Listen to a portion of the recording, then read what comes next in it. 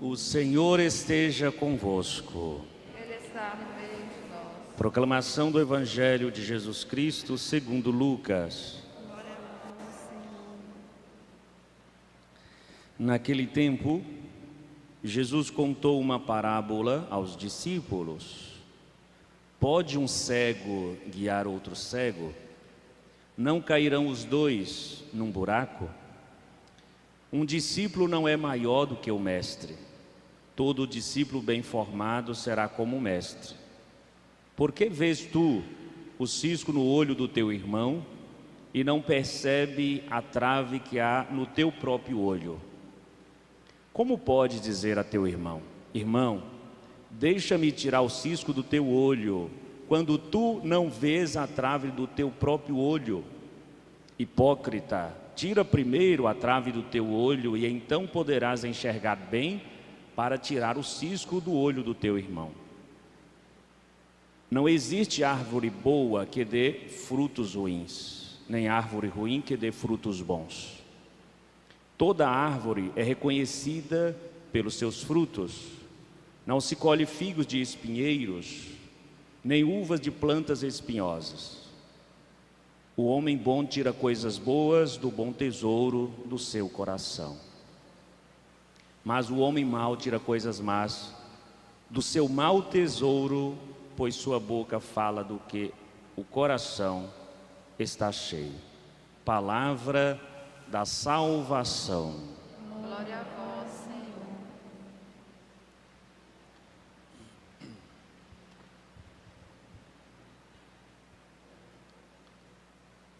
Queridas famílias, queridos jovens, irmãos e irmãs, estamos celebrando hoje o 8º domingo do tempo comum, este domingo que antecede o início do tempo quaresmal, esse tempo para nós de retiro, de oração, de aprofundamento na oração, na escuta da palavra de Deus, do cultivo da interioridade.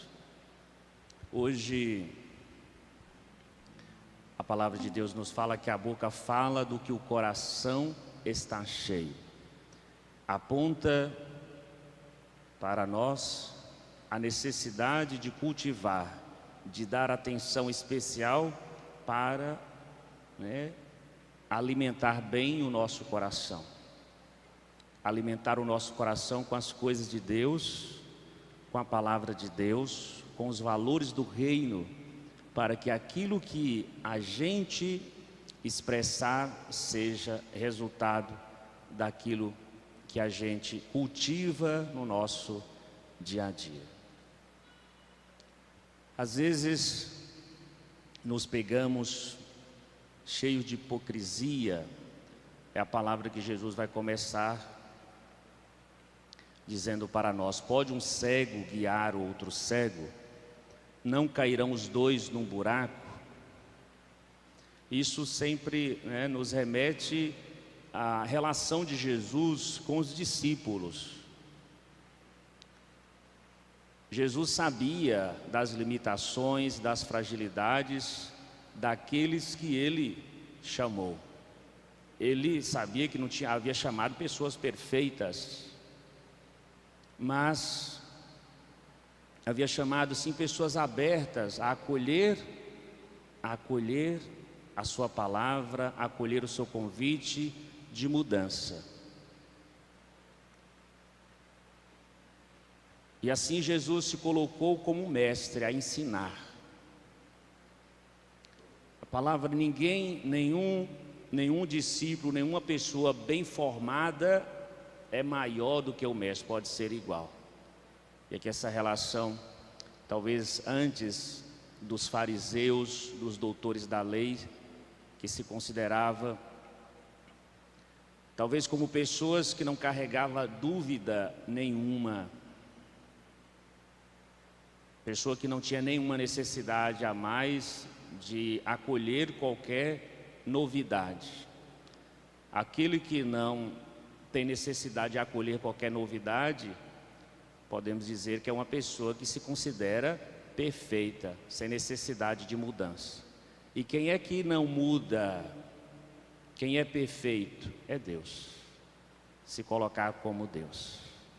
Jesus, ao dizer que nenhum discípulo bem formado é maior que o mestre, né, ele está, queridos irmãos e irmãs, a chamar, né, cada um de nós, como assim chamou os discípulos, para se reconhecer como discípulo mesmo, como aquele que está a aprender, como aquele que está constantemente a lapidar, a purificar a sua vida, a purificar as suas ações, a purificar o seu coração, para que a expressão, a revelação de cada um no mundo seja da vontade de Deus, seja o seu ensinamento.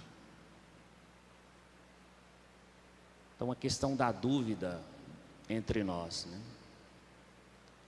Dentro da igreja nós temos vários momentos de formação, nós temos um momento de convite a escutar a palavra de Deus, a aprender. E quando a gente adota essa atitude, né, de que eu não tenho dúvida, significa que nós estamos fechados para esta necessidade que Deus nos oferece.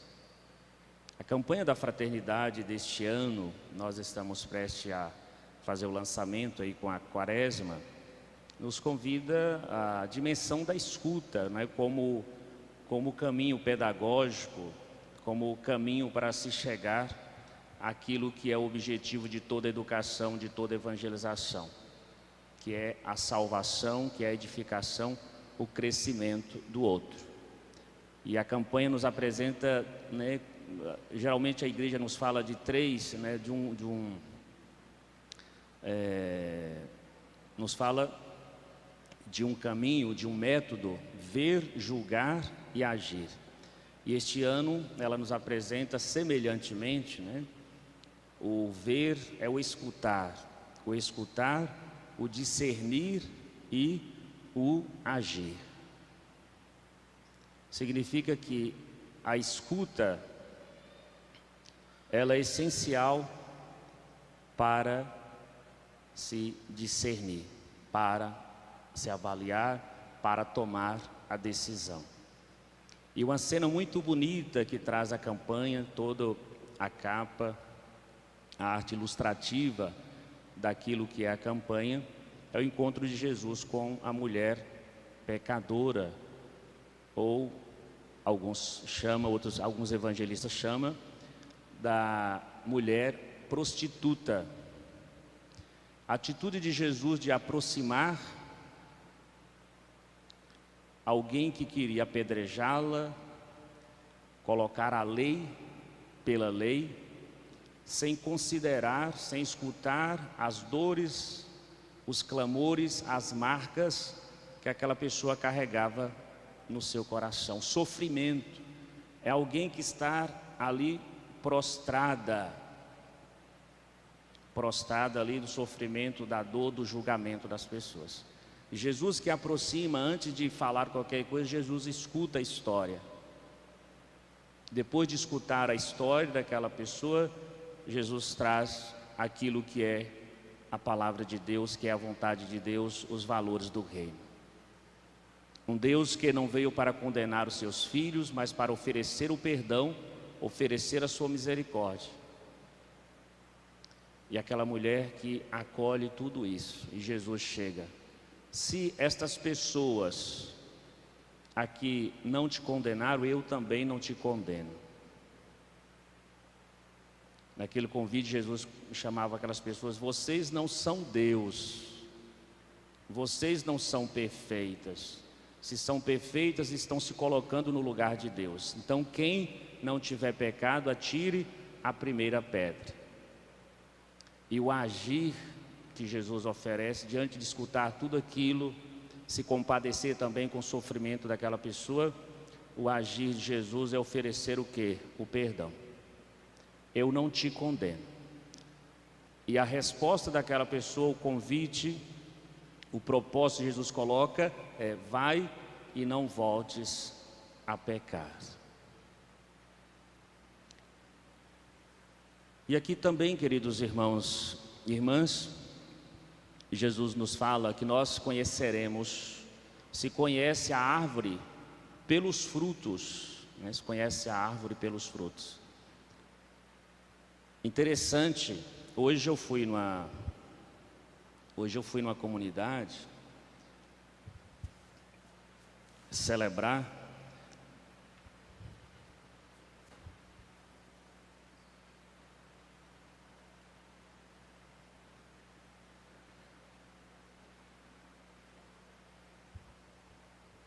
e a prova para o padre foi experimentar um doce e descobrir de que era feito, né? Todo mundo da casa que experimentou o doce não sabia de que era feito. Está igual os sinais de Jesus lá, né? Todo mundo sabia, menos aqueles que tinham experimentado a água que se tinha transformado em vinho. Mas a gente comi, mas não descobri de que fruta era feito aquele doce, né? Se era de batata ou doce mais doce, diz que é o doce de batata doce, mas não estava tão doce. E depois, como ninguém descobriu, a pessoa falou: olha, esse doce é o doce de manga, né? Não tinha nada a ver com a manga. Mas por que se mudou a essência? Né? Se colocou um açúcar mais caramelado, mais queimado, que sobressaiu o quê? Sobressaiu mais o sabor do açúcar caramelado e queimado do que da manga, que perdeu aquela essência, né? Isso talvez não tenha nada a ver, mas para dizer que a maneira como nós cultivamos a nossa vida, nós colhemos os resultados ou os frutos. E lembrava que do Chile, quando visitei, já tem uns 3, 4 anos, lá a cultura do vinho, né, das vinhas, e o vinho chileno, considerado por todo mundo como um dos melhores vinhos. E existe a mesma uva que se é cultivada no Chile e que se é cultivada também em Mendonça, na Argentina. E é cultivada por uma mesma empresa, mas o sabor do vinho é totalmente diferente, porque o solo é diferente, o clima é diferente. Talvez a maneira de cultivar pode ter ser semelhante, mas aquilo que a planta recebe é diferente. O vinho chileno, na minha humilde opinião, é muito melhor do que o vinho da mesma uva, o vinho argentino. Então, queridos irmãos e irmãs, às vezes nós temos aí a nossa família, temos nossos filhos. Aí alguém tem um filho que é diferente um do outro, tem um filho que foi cuidado diferente, tem um filho que recebeu mais carinho, tem um filho que recebeu mais amor, tem um filho que teve mais vida fora do que dentro de casa. Aí nós vamos percebendo que a relação, o acolhimento, o amor, a presença, o alimento que aquele filho recebeu vai influenciar também no comportamento, nos valores que cada um assim expressa no dia a dia.